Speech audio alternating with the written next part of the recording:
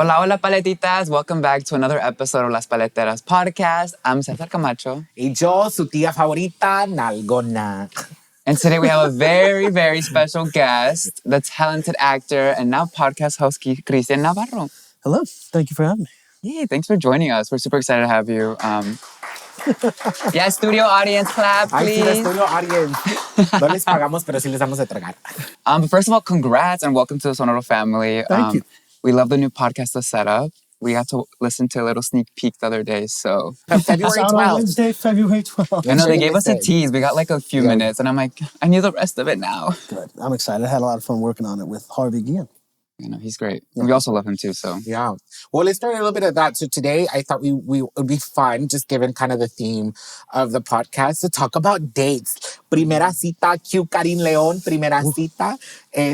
But I thought we could jump into that. Can you tell us a little bit about the podcast, just to cue up the audience so they can go listen? So the setup is about Juan, Harvey Guillén's character, who is an art curator. Brilliant guy, but kind of unawares of his dating situation and desperate to find love, like so many of us are. And he meets someone who he thinks is the perfect catch. My character, Fernando. I don't want to give it away, but not everything is as it seems. But at the heart of it, it's a romantic comedy in the vein of, you know, those 90s rom-coms with a different spin on it, because these are two men, you know, gay love, and I think we do a great job of rooting it in just being what I think all love is love, to quote Lin-Manuel Miranda. So.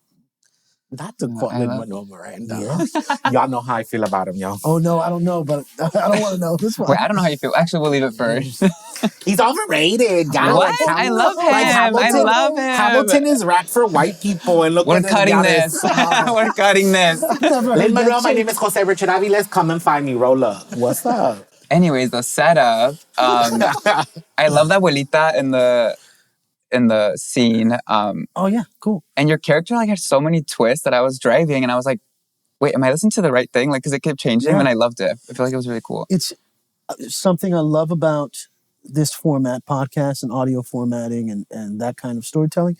There's, you know, I'm waxing poetic, preaching to the choir here, but like as a Latino, the roles that you're given are not fully dimensional, right? It's usually, what's the right word? A caricature of what they think we are. Yeah. And it's been the same way for so long. And so when you get something like this, where the script goes up and down and sideways and the character takes shifts and you're exploring, you know, the guy's an intelligent guy. He's not a thug or a criminal or any of those other things. It's refreshing because I grew up in the hood in the South Bronx, but I am not the caricature that they and I don't know anyone who is. My father's an intelligent man who's a police officer, retired. My uncle's the smartest man I know. He's an attorney, and that is more common than not, right? The other thing is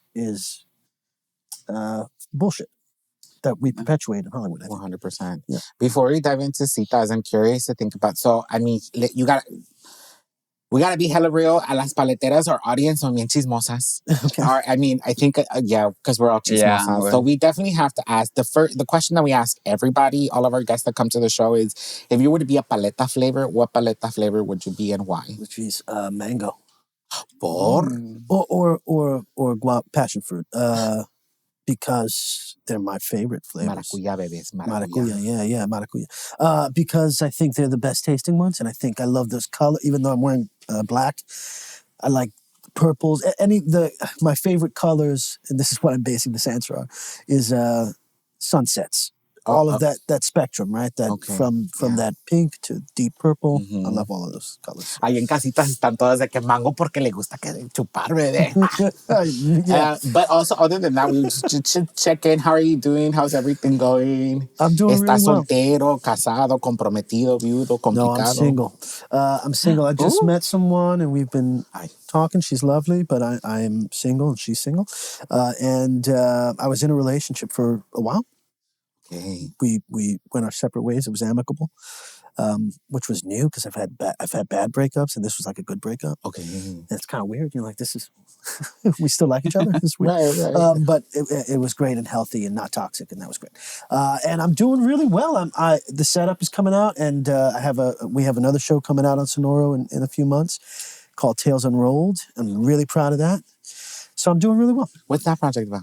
So Dungeons and Dragons actual play is what it is. Okay. It's a huge, it's growing exponentially, really, that market. It's popping up everywhere. And what we wanted to do, Camilla, hi Camilla, she runs Sonoro. She's a boss. She's going to run Hollywood inside of like 3 years. La jefa, amigas, la jefa. La jefa, for real.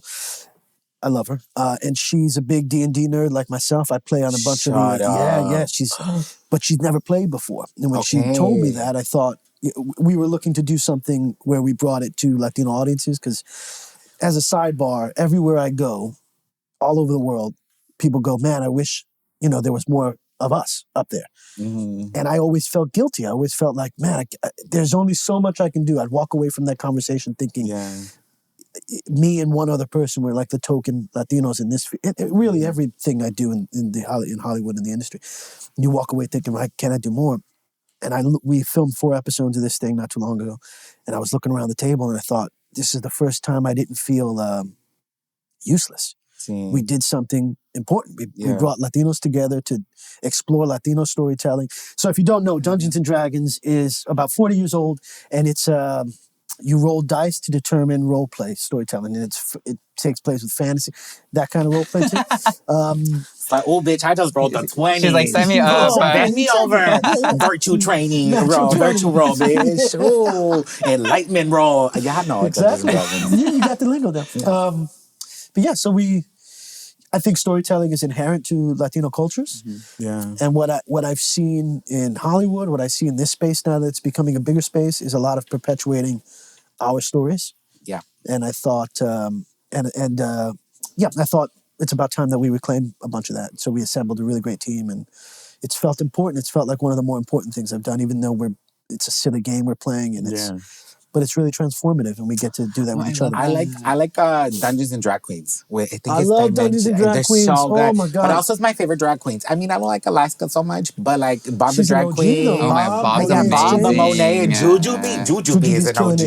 Jujubee is an OG. I am watching the new one. I was like, oh, okay, production, okay, sets. I love it. They're so funny. And I love Brennan it. is a friend. He's from New York as well. Oh, funny. The guy who runs it. He's one of the smartest people on the planet. That guy, and also one of the kindest. I'm not a big fan of D&D like that, but I can respect it because you gotta come play with us, because I'll change your mind. Okay, because I'm just like, here's the thing. As a Capricorn, I'm always doing strategy. Like that's my whole life is doing strategy. Yeah. So when I play games, I don't want that. Like I want to do like cute combos and look cute. So I'm a AAA video game person. Here's the deal. What Dungeons and Dragons does, I think, is it affords you the opportunity. There's a quote that hangs in my office. Can't remember exactly what it was, but it gives us the opportunity to learn who we are, but more importantly, who we might become. And Dungeons and Dragons, the character I'm playing now is the first time in that format, that I'm exploring myself. That's fine. But usually I create characters that are so far outside of myself for that reason, because if you got to do something every day, you want to turn off and you want to explore a different facet. And I think you should come play with us, both of you. I think we'll run a game for you guys. Just give me the chaos character. Like, give me, like, I'm the Scarlet Witch. Yeah. Like, I love it. My life is chaos. But I love it. But I love that we talk Dungeons and Dragons. But I mean, what I do love about it is that it's a fucking novela. Like, that's all D&D is. So you can be hella dramatic about it, and I love it. And then you can get in the technical.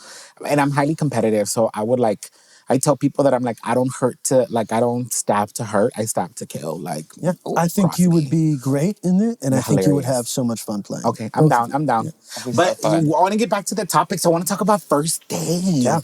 Primeras citas. A ver, first question, just to throw it out there. Ustedes también en casita, put your stories in the comments. Remember, if you were liking what you're seeing so far, make sure you like, comment, and subscribe to our YouTube channel and everywhere you get your podcast. But first question, what is your go-to first date? Like when it's a first date, what are the moves you play out? Like where do you take people? Well, recently I've been going to the same sushi spot where they do like hand rolls. Okay. Because it's like quick and easy. And I know if like the date's bad, I'm going to have good food. How many times have you been to this place on a first date? I think like 6 times. And it's not, I'm no judgment. I'm asking, it's not strange to you to go to the same spot with different people? It was at first, but now I'm like friends with a señora that like makes the sushi. So she has some she has the tea. She's like, and she'll be like, "Ese no me gusta para ti." And I'm like, it's not for me, but I know the food's gonna be good. It's a safe place for you too. Yeah, it's a safe place. Cool. But it's like funny because I walk in and if Maria's there, she's like, gives me like the little side eye. But now she can't like tell if it's like a date or a friend. So like when they go to the bathroom, I'm like, oh no, es un amigo. It's like mi amiga. Yeah. But yeah, the first date, she'll like give me the tea. She'll just be like just little side eyes. And I'm like, I feel like I'm going on a first date and like my tia's like protecting me in a way. So yeah, you have a team. So it's cute. Yeah. So you like to do food? Yeah. I like to eat. Yeah. What about you? I think food's important. I think you learn a lot about someone in a social setting that way, right? How they treat the servers, what kind of food they want to eat, what their table manners are, and how what you discuss over that kind of stuff. You know? I think that's important. I've had some typical first dates, but I've also had some not so typical first dates because of my work. I'll give you a small example, but I was doing press for 13 Reasons Why, a show that I was on a couple years ago, and we did which we love. Yes. If you're curious why, you're like, porque se me hace conocido este chavo. Yes. For 13 Reasons Why, bebé. Y ahorita Tony Padilla. And right now, ahorita le vamos a dar el 14 reason, bitch. Wow. Just kidding. That's season 5. We haven't announced that yet. So we just got these. Oh my God, wait. No. Ay, córtenlo. You're bringing my hopes up. Netflix, there's like a bullet's going to find me right now from Netflix. There's not we don't have a 5th season. We just need your spin-off. That's so, I would. Small aside, we took it to Brian Yorkie, who's the show creator, showrunner. He and I both felt that my character didn't really get.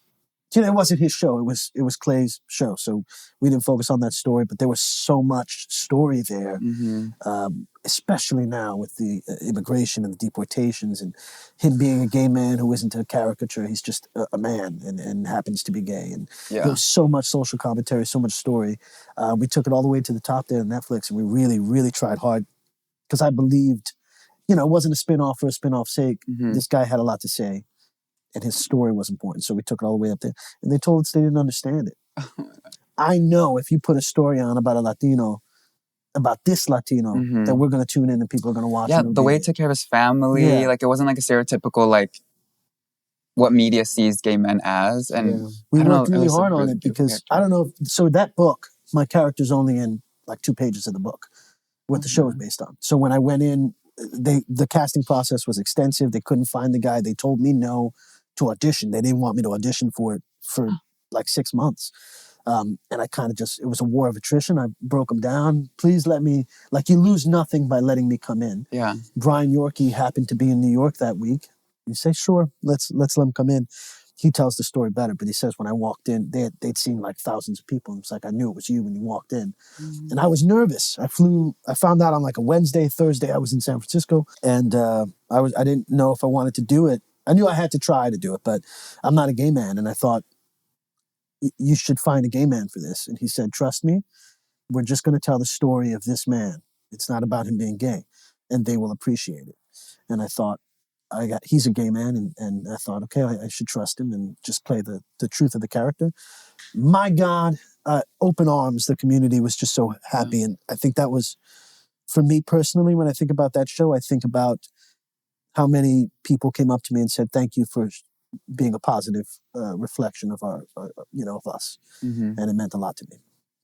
So, yeah. That's beautiful. That was a beautiful one. Thank you. So I want to hear about these unconventional dates, though. Okay, so here's Back an to example. dating. We were in Colombia doing a press tour. It was all over. We're changing countries. Listen. Go ahead, because It was all of the this was funny. It was all of the Latino stars from Netflix, and there was like you could put us in one room. Right. This is okay, but it was a great time. And I was so nervous when I saw her because she was stunning. I won't mention her name because We'll talk about it later. We'll get to see later. Yeah. I think she's happily in a relationship. I don't want to be disrespectful to her, but she we sat next to each other at a dinner. We had like a press junket, and then we went to dinner. I was a bumbling idiot because she was stunning and kind and smart. And then I was there for 2 days. Saturday night we had a big press thing, and I had to get on a plane that night. It was so dramatic now that I'm thinking about it. But I got in the car to take me to the airport, and I said, "You got to turn around because I got to tell this girl." And I turned around, I called her, and she came down, met me in the parking lot, and we kissed. And it was like a movie moment, right? I was like, you gotta play those moves sometimes. It was a lot of. She was such a great person. Is such a great person. Not you rolling the dice. Oh, 20. I gotta turn around. 20, baby. Yeah, I did. Get the kids. Call back. But she lived in Colombia, and she is an actress and a musician. So she was going on tour when I that weekend.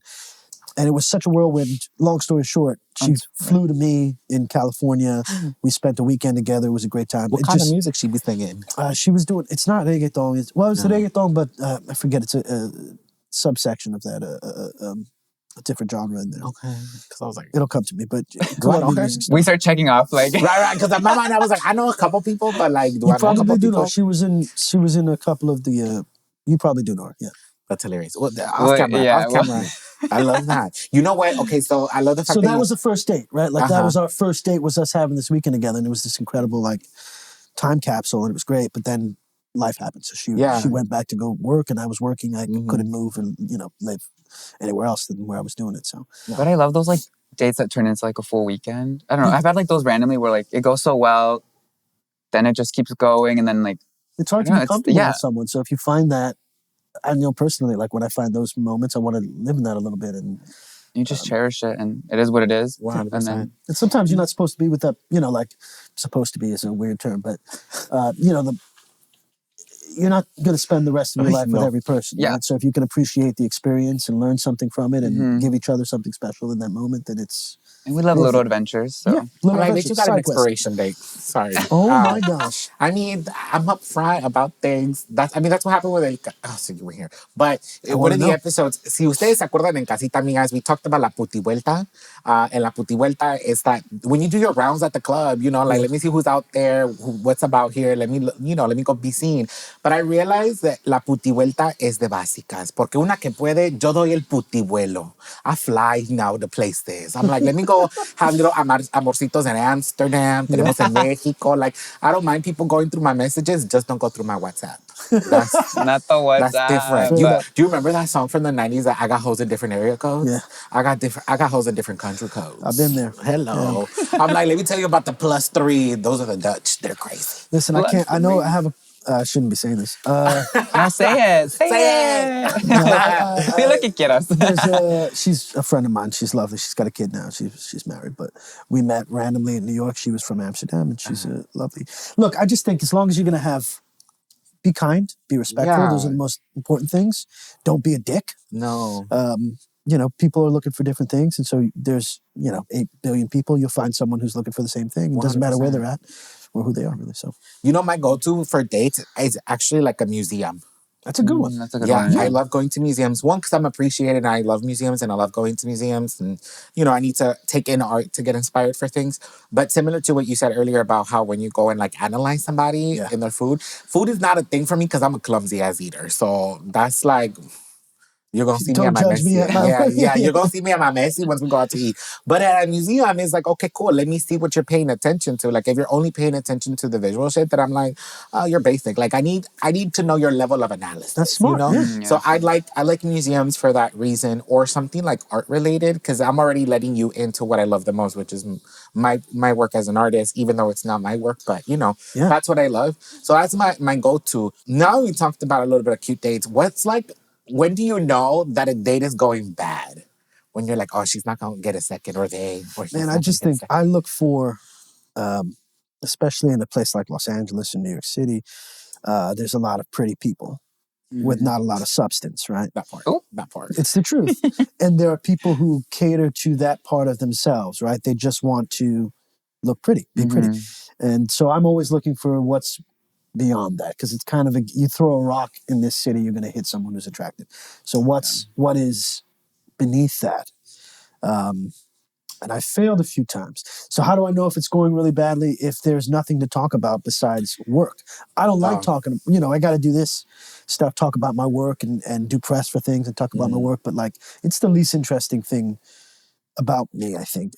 And one of the more interesting things, but like to me, there's so many other aspects to my personality, and I know that to be true for other people. 100%. So I want to learn about that. I don't want to hear about the the gig you shot for Skims or something, right? Like I want to talk about other stuff, art. I want to Not talk about for life. Skims. I was very particular. I'm like, you talking We about need to know somebody in about this particular. I date was too. even talking about Off the particular. camera. I was like, that was a specific person. I'm like, I've seen the Skim campaign. Let me see who it is. Roll up all the Skim campaigns right now. We're going to go through them. Tell us in the comments who you think it is. Dos paletas, whoever gets it right. Listen, they will. You guys are like expert detectives. They'll figure out my entire dating That's history. true. Listen. Everything's on the internet too.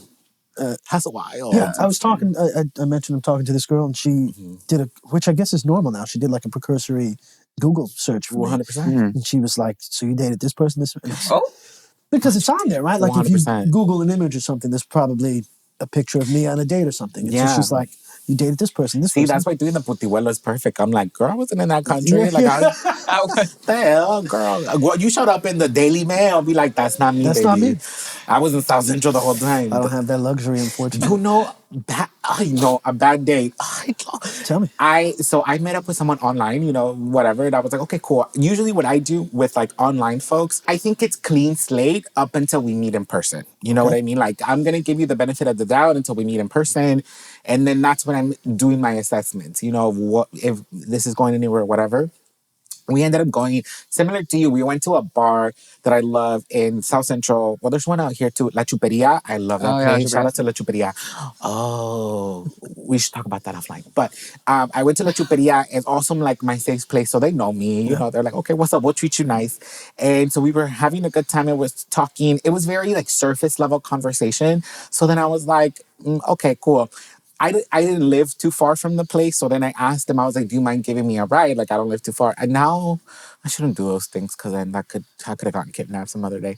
But so he ended up dropping me off. But the moment I got into his car, that shit was a mess. Oh, no. That's a flag. That's a red flag. Like, sure. and I love it when friends give me rides. Like, oh my God, my bad, my car is messy. Like, girl, And it's whatever. not. That's fine. It's like, you throw some shit in the back. No, girl, like this motherfucker's. He lived in this car? Like the fast food on the floor. That's what it felt like. And then he was like, I live in Venice. And I was like, oh my God, I think I know the type of guy you are. So no. So he dropped me off and I was like, never happening again. Tell me why a month later I'm at a fundraiser and I run into him at the fundraiser and I was like, oh my God. You're like, did you get a car wash? Yeah, you should have checked to clean his car. But I was like, yeah, no, that's not happening.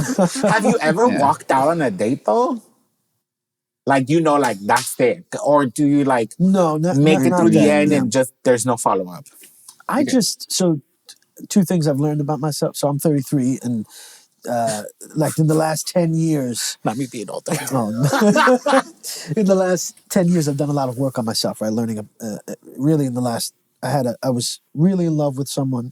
That relationship didn't work out because I didn't do the work I needed to on myself. She was everything to me. And she left and moved to Miami and stuff like that. And I had to, when you hit rock bottom, you either stay there or you figure out what happened. 100%. So I did a lot of work on myself. One of the things I learned is I skip the small talk. I go straight to, I enjoy learning about humans and people and what makes you tick. And so we'll go on a date and it won't be, what's your favorite color? It's like, tell me about your trauma. I want to know. And all, we can get deep into that stuff. Yeah. But now we trauma bonding. Hold on. Sometimes, that's bad. But what I'm saying is I like to know, I get into deep conversations. Yeah. So I think that I always try and make that happen.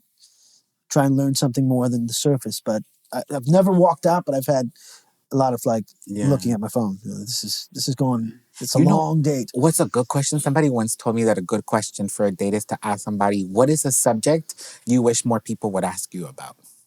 That's fascinating. Because then it's like the little thing, and like when you open it like that, they're about to nerd out. You know what I mean? Like, what's a subject you wish people would ask you about?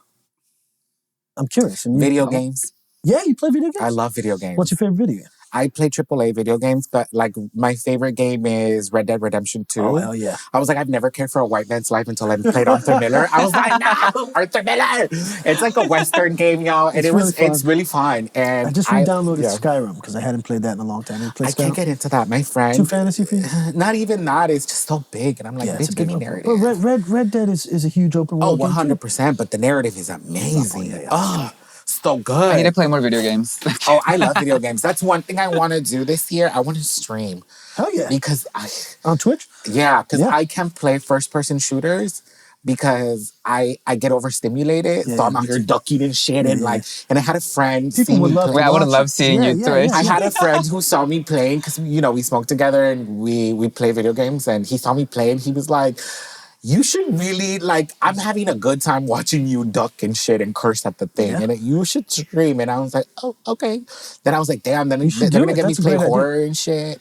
I basically say I'm like your older tia, like your tia who is playing video games because I discovered video games as an adult. Yeah. And so I had more discipline. Like I now know, let me play a mission or two and I'm good, you know? Yeah. And then sometimes on a day that I'm not doing anything, I'll clock an 8-hour shift, you know? But like video games, I got into it a little later too. I mean, I had it growing up, but I didn't have I was doing stuff, so I didn't have the time to play, and now I have a little bit more time, and it sucks it sucks hours from my day. I watch gameplay in the background. I watch gameplay while you play? No, that's too much. Oh. No, but what I do is I do use the gameplay as like a barometer if I want to play the game. Oh, sure. Because I'll watch the gameplay, and if I feel that my hands are twitching because I'm the one trying to press it, then I'm like, oh, that's a game I'll buy. And if I don't, I'll just watch it for the narrative because the narrative, some games have really good narratives. They have to. I mean, The Last of Us is why it's an HBO show. Brilliant, it's a video game. Brilliant. And Pedro Pascal is like, my Daddy. gosh, is that amazing? Daddy. Pedro. Great role model. Yeah, he's amazing. I love that Christian was like, great role model. We're like, Daddy. That's a sexy man. Because it's effortless, right? Yo, he's about to be Mr. Fantastic. I wonder if everything stretches. I did. A mí me gustan gruesudas in Mr. Fantastic. I got you. But hold on. I gotta. What is something you wish people ask you that they don't ask you about? I mean, I love talking about family. And I feel like sometimes on first dates, people don't. I don't know. And I'm like, for me, I talk with my grandparents all the time, like my parents, my sister. It's a good key to what's important to you. Yeah, and if they can't be vulnerable on the first date, I'm like, I don't know. We all have these little things that there's just, human beings are so idiosyncratic, right? Like the person who's right for you might be someone I hate and vice versa. 100%. And you don't really know. Earlier. Kidding. Oh, no, there's tea happening here that I don't know about. What you mean us earlier? Who are you talking about? We love Lynn. You didn't love Lynn. Oh. I was like, wait, what? When you said tea, I was like, oh, shit. Yeah, I thought there was a joke happening. Oh, never mind. No. We love you, Lynn. I love you, Lynn. I do too. So, what's the subject for you? I just talk about everything. So it doesn't your doggies? I can talk about my dogs all day, yeah. I don't have that filter. Like, I just talk about the things that I love. So, this girl that I started seeing, she was saying, man, you're so passionate. And I was like wondering, so what do people talk? When you go on a date, what do people talk about? 100%. Because I talk about the stuff I love and what I'm doing and what I want to do and plans. And she was kind of surprised by that. And I thought, well, what happens on a regular first date? I don't know. What do you talk about?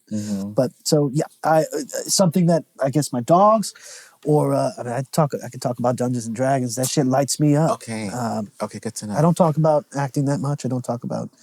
I used to, and then I moved to LA, and then everybody wants to talk about it. And the first question is, what are you working on? And you need to, let's hang out. I'm down. Yeah. Dungeons and Dragons, and I'll show I'm you a big LA. drag queen fan, generally. Okay. Well, I mean, not like, I'm not a RuPaul fan, but I'm more of a La Más Draga. La Más Draga is like a version of that, but made in Mexico by Mexican drag queens. Okay. And it's bomb. I love to watch that. And they're it's on YouTube. But you're talking about, you introduced me to Dungeons and Dragons, and I'll introduce you to a Native Angelino's LA. I'm from yes. All right. With that being said, paletitas, ya tenemos aquí las paletitas, como siempre. And we're going to do our favorite section that you already know in casita, ¿Sabías qué? So we're going to give you some context, Christian, but we do this thing called ¿Sabías qué? Where we basically just do little fun facts about the topic that we're for the episode. What we do with guests, though, we just throw out some fun little questions to get to know more about Let's Christian. go. I love this shit. ¿Sabías qué? I think you answered some of these already, but do you prefer a home-cooked meal or like do you go to a restaurant? Talking about dates. What if somebody was like, I'm a cook for you? I do that. I love to cook. Yeah. No, I love to cook. We love someone who cooks. Oh my God, and I'm a good cook. shout out to Half Baked Harvest. It's an Instagram an account. Every recipe I've ever done from her, Tegan, shout out to Tegan, is incredible. Really? Every time she releases one, I try it. So I prefer a home cooked meal because I think you can cook with love and you can taste it. El sazón. El sazón, yes. Love that. Azúcar. What's your zodiac sign? Leo. But like a Leo? Yeah. Amigas, cuidado. What are some of your love languages? I touch. Acts of service, I think. Which go hand in hand, possibly, right? Yeah. I think, Touch with an act of service. Yeah. I was like, oh my God, not you understanding where I was. Oh, Lord. I think those. DC or Marvel? Man, I'm covered It's right a now, real so you don't see my tattoos, but I love them both. I'm a big nerd. I think DC has the more complex characters, which I appreciate. Like who? Like I could teach a class on the pathos of Batman, like what the hell that man's going through, right? It's a complex situation. He's Superman. just another fucking billionaire he's like an Elon Musk with like, no. Yeah, he's what Elon Musk could be. He's not what he's turned out to be. No. So I would say, I say Marvel because my ultimate, I think these two are linked in my mind. Iron Man and Robert Downey Jr. Robert Downey Jr. is one of my favorite actors. And he's kind of just become Iron Man in a strange thing.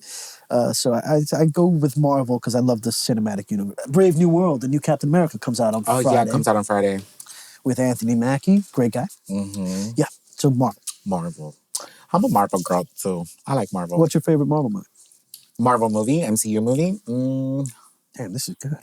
I know. I'm like, can I get another one? Damn, you I'm finished this shit? I like bite mine. I'm like, Oh, I can't. I don't know, maybe because I just saw it, but I would say Wakanda Forever. It was beautiful. I cried. The Yeah, first that time, one. just immediately. Yeah. Yeah. I That would song say they that. used at the end too. The re-recording of "No Woman, No Cry." The Rihanna one? No. She has that song was beauty. beautiful too. Yeah. But they redid. Hold me out. Yeah, it was good. I love it. It was good. She's so funny. No, but you know who I definitely identify with? I think Scarlet Witch, for sure. Even in the comics. My really good friend who also loves video games, he's more of a comic person. So he reads all the comics and then gives me the insights. And I just watch the MCU shit. So we balance each other out.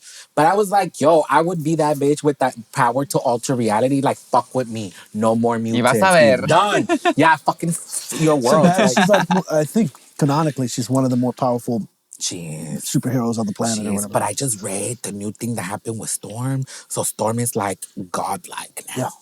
Read that up. Storm is We the need character. Storm. She's one of only a few Storm like out. Omega. So I'm curious what you think about the Storm casting. Do you have a name? Because they've been throwing Cynthia Vero. They've been throwing her name around. There's some people I think that would be good for I it. think she'd be great for it. But She'll be great in whatever, but Yeah, is she the that's true. best person for it? I don't know. I don't think she's I'm the trying to best think who person for it. else. It's because the thing about Storm, yes, she is all-time powerful, but there has to be, and I'm basing this on like the X-Men animated series from the 90s. Classic. The Love same X-Men, voiceover actress yeah. played 97. And there's something I about the love 97. timbre of her voice. It's like, you gotta be poetic. Yeah. And God is Deeper. like... Commands the room and everything. Yeah, she's Yeah. always like the mistress of thunder. And it's like, I love me Cynthia Erivo, but you can do the war cry. Like, you're a good alphabet. I don't know if you would... Can she go there? I don't know. don't Listen, know. after I saw the movie, because I wasn't really aware of who she's super famous everywhere, but I didn't know her work. And then I saw Wicked, and I was so impressed by her and Ariana. I know Ariana started acting, but I didn't. She was perfect in this movie, and I just didn't know. I didn't know she had it in her. I know she was incredible. I was like clapping in the theater. I don't know. I feel like everyone there was like, I great. I watched the whole thing. I'm just not an like, I think Ariana. I fell in love with her. in the singing, I was like, I'm obsessed. I wasn't a fan, not so much, because I'm like, what the fuck is she saying?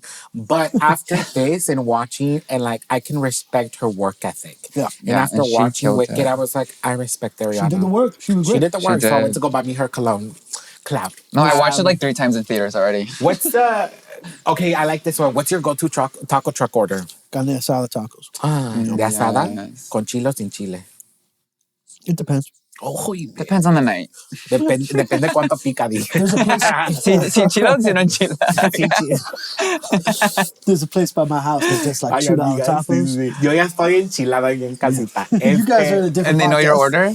Yeah, they know me. Every time I order there, they put in more stuff. No, yeah, I Like, I'll have to order get 2 like tacos and they'll chiles. put 4 tacos. I loved it. They had my business That's forever. so Yeah, good. like Jolisa's.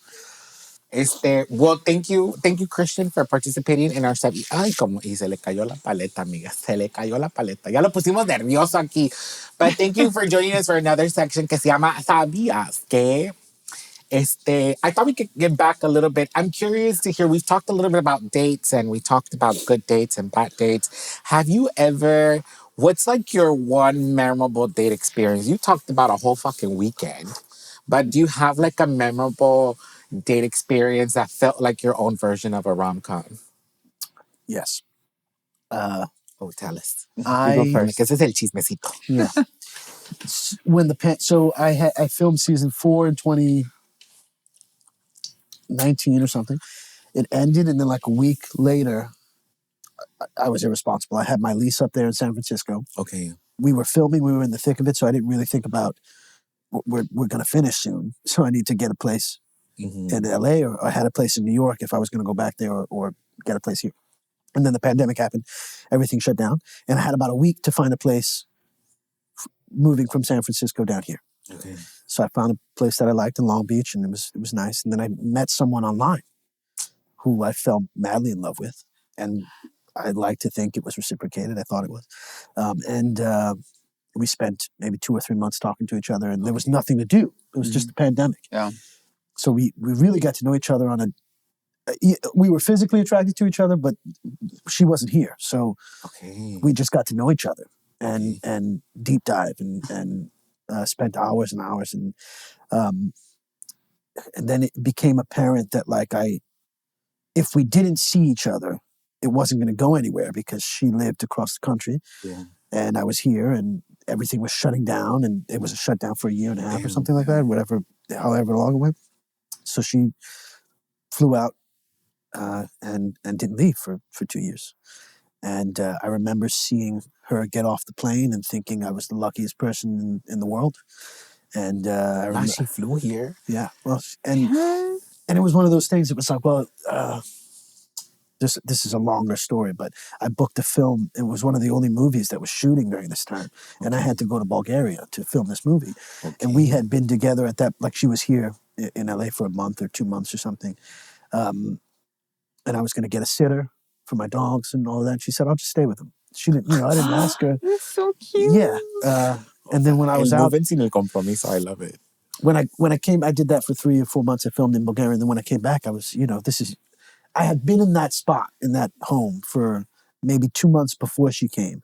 At that point, it was as much her home as it was mine, right? Wow. So she didn't leave. We were together. And it felt perfect for a long time. I was very lucky, and I miss her, and I hope she's well, but it didn't work out. Ay. Qué romántica. I'm like, that. I mean, those pandemic loves were very... It's a tough thing, and it was like I'm sure there's been other occasions like this, but it's like a bubble that happened, and it felt like we were in this place that no one could touch. And then the world started to open up, and I think I deal with depression and anxiety, and I didn't know until, I'll tell you exactly, we're going to get real here. We'll get a little... se puso bueno el chisme. Yeah, we'll get a little real We here. love... So we finished 13 Reasons Why is this unparalleled hit for Netflix. Yeah. I'm thinking at that time, I had already been acting for 8 years, 10 years. So, oh my God, I did it.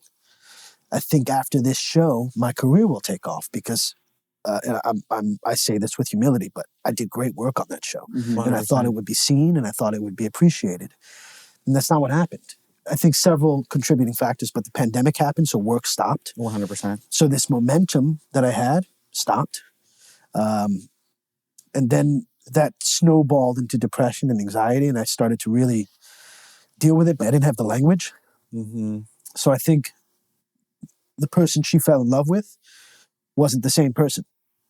She was living with a stranger, essentially, because I was dealing with all of this, and I was angry, and I couldn't tell her about it, because I don't know, it was like toxic masculinity at that point, right? Like, I can't share this with you, even though she was the person I should have shared it with. Fucking Leos. Yeah, it was bad. But so, I think that everything happens for a reason. For sure. You have to get to that point, because she left, and it was a hard few years for me. But ultimately, it was for the best, because I had to do a lot of soul searching in my deep dive. But do you have the language now? Do you think? I think so. I know so. Yeah, I'm able to. I'm much more communicative. I'm much more. I take more time to check in with myself. Good. It's so strange to be on a show like 13 Reasons Why that deals with that. Yeah. And not ever, we had all of the resources that one could be afforded. We had therapists, we had anything and everything. And I just never thought I was like, it's not me. I don't deal with that. 100%. And then it hit me. And it was like I felt like there were two things happening. I felt like I was drowning every day, because I felt like you're just looking for a little bit of hope sometimes, right? My friend Jay Glazer calls it the gray. And I was just living in the gray for so long and kind of wallowing in it, And I think that I'm really grateful for my friends, because my best friend Jack, I wasn't talking to anybody. He called my dad in the throes of that. He was like, "Your son talks to me every day, and I haven't heard from him." And then my dad showed up, and that was the first time in our family that I was able to really communicate with my father about what I was feeling, because he is an open, emotional man too, but he was a cop for so long, and so it's not stuff he talked about, really. Right. His mentality and people of a certain age is pull your bootstraps up, go to work, do your thing, right? Yeah. Like, we don't talk about how you feel. 100%. So I was able to have that, and it's made everything better with our relationship. We had a great relationship anyway, but being able to talk to him about that in a real way, he's more understanding, and it opened up a whole part of myself that I didn't know was there. 100%. I think, yeah. Yeah, I mean, I totally get what you're saying, in the sense of, like, I didn't realize that I was in a 4-year depression post-pandemic until really recently. And same, like, I think my anxiety developed, or at least I had more psychosomatic reactions to anxiety. And then, like, when I went to therapy, and my therapist was telling me, like, yeah, like, you're thinking 1,000 an hour, that's anxiety. I was like, what you mean, bitch? I thought I was creative, making connections and shit. And, like, she was like, yeah, your impulses, that's anxiety. I was like, what? I thought I was just choose your own adventure. So, I mean, it gave me a language to understand my whole life. And then it just, like you mentioned, right? You sit with it a little bit more now, and you have a little bit more of understanding and communicating. So I hear that. Damn. So I think for so long I was chasing this dream. Then you get to the top of this one mountain, right? And you're going, wow, I did it. What's next? You're hoping to go to the next place. Then that doesn't happen. And I based my entire life up until that point, my young life, on being an actor. And so the thing that was most important to me was that relationship. And I didn't know it. I didn't have the language for it, because I thought I need to be an actor. What's the next job? Which is something this industry does to you. And I'm grateful that all of it was taken away from me. Yeah, and I still work here and there, but I had to learn who I am, because that's not who I am. That's what I do. But it was equated in my mind to who I am, because that's what it was for so long. So she left. There was no work coming in. It was just me. And I had to figure out, this is why I'm so grateful to, it sounds silly, but Dungeons and Dragons and Critical Role, the show that they do. Because in the throes of my depression, my best friend said, I think if you watch this and you play this, it'll make you feel better. That's hilarious. And it absolutely did. I had once a week, I was able to watch these people play or play myself and feel good at a time when I didn't. No, that's fair. Do you mind if we lean into this a little bit more? I appreciate it, because I'm curious now. What is your newfound or reframe to creative projects now, knowing what you know? So I had I say no to a lot of auditions. I think there's a desperation that happens, well, listen, I don't. No, I mean, it's not like I'm an A-list celebrity, right? No, but the no's are like, there's a cognitive. You have to know what you can 100%. I know what I'm great at. I know how the business works. I know what they're not going to cast me in. I don't have time. The biggest change is that my time and my creativity is a commodity and it's a gift. And so if you're going to ask me to do something, if I'm not right for it, if I don't think I have a particular voice for it, if I don't think I can add something meaningful to it, I'm not going to do it. I'm not going to waste your time, my time, the audience's time. You know, there are other people that can serve that role. Because then you may be blocking another blessing that's coming through. Yeah. 100%. And every time I've not, it's just, you know, you gain perspective when you step back. Every time I've not booked something else has opened up and 100%. Been a better situation for me or a better fit. So I think I have more trust in myself. I think I have more trust in the universe. And that sounds a little hokey, but like anytime I've truly asked for something and put the work in, I've gotten it. And the things that I haven't gotten, I didn't deserve because I didn't work hard enough or it wasn't right for me. Yeah. I feel like the universe always puts us in the right spot. Yeah. I mean, it's a little cliche, but you know, what's yours is going to come for you, baby. Yeah. I mean, sometimes I'm just like, yo. I'm like, universe, send me the signs. No, I'm on the opposite. I'm like, somebody come and humble me because sometimes I'll be like, bitch, everything is mine. No, cierto. But I mean, I have to. See, I was there. I thought I was chewing it all up, right? I thought, I'm a Leo, so there was an arrogance to me, right? Like the first couple of years of that show, I was like, nobody can touch me on the set. I walk on there and I'm the best actor here. I make everyone's life easier. But that's not, it's not conducive to creativity because the kind of work that we all do is collaborative. Yeah. And a true collaborative spirit is everyone, it's not having the best idea. It's being open to someone else having it. 100%. And so that was a fundamental shift. And, you know, when life hits you, you either are humbled or you double down and you get hit again. You know, I think what I've learned to your point exactly, I think at some point learning, I'm grateful for my training. I studied dance in undergrad, but they made us ensure that we were striking, that we were doing lights, that we were doing everything. So I think when I started doing my work, it was like, I'm going to treat my stage hands with the same respect that I would the CEO of the place. It doesn't run without it. 100%. And so I think maybe to what I'm hearing you say, when you find the love for the integrity of the work, not your role in it, then you commit to the integrity of the work. So if it is that it's your idea that's going to take the work, what's up? Let's run with it. Yeah. That's where we're going to go. And if it's mine, cool, whatever. We'll tag team it. Pero if it maintains the integrity and the vision for the work, because when you go from being like, I'm going to create art to making world building, then you realize there's other people in that world, bitch. Yeah. So it's like Sonoro, generally. Yeah. It is so inspiring to me to work with people who are dedicated to making people who look like us and sound like us shine. Because we are so...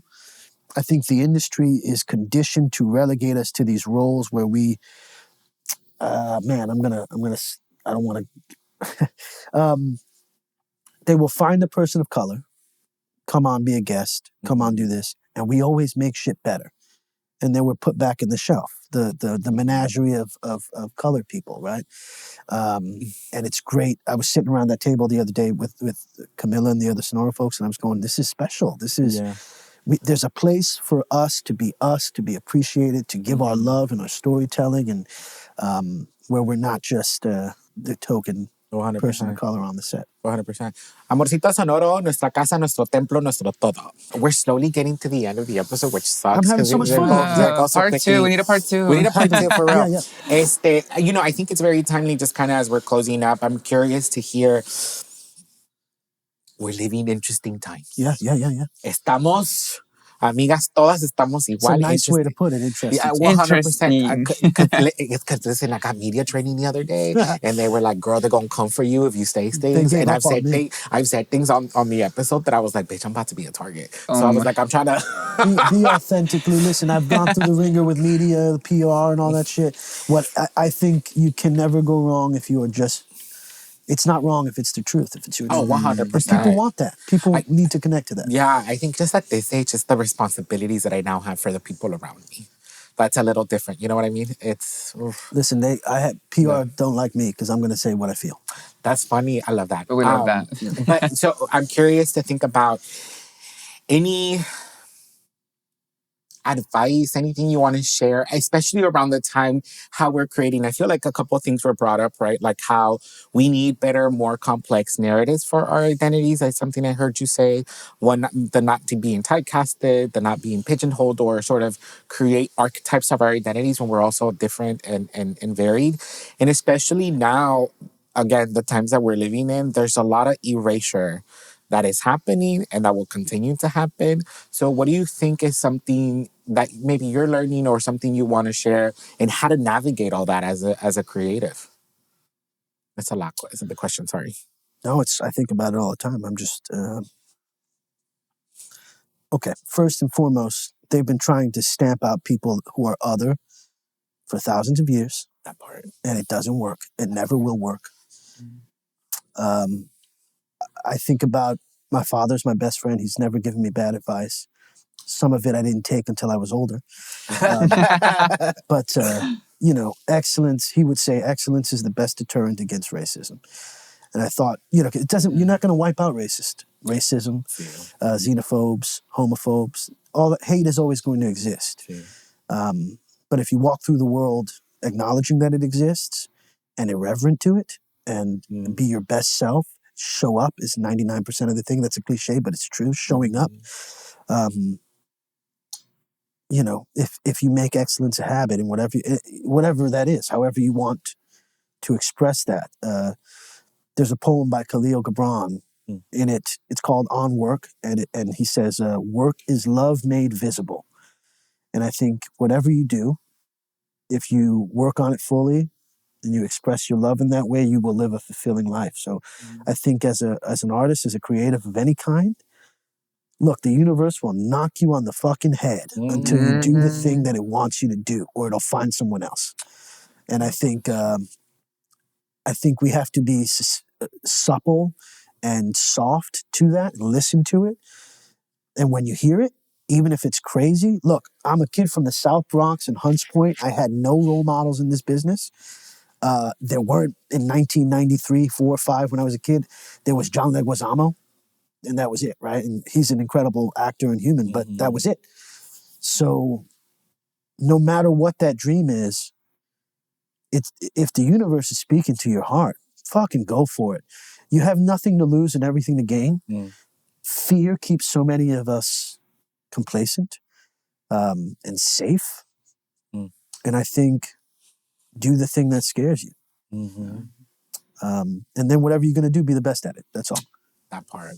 Como dijo la reina, always stay gracious. Best revenge is your paper. Yes. Ooh. Yes, that's true. Because then you end up regretting stuff too if you don't go for it. Yeah. Like, I should have done this. And yeah, you just have to get out of there too and do it. Yeah, y pa' qué vivir con regrets. Yeah, pa' qué con regrets. Pa' qué con We eso? live in life. But you got to be conscious too. My dad always said, this one I didn't get until this breakup I was talking to you about. Some mistakes, as you get older, some mistakes you cannot make. Oh, 100%. When you're young, you're in your early 20s, you're a fucking superhero, right? It doesn't matter what you go through. You're going to be fine on the other end.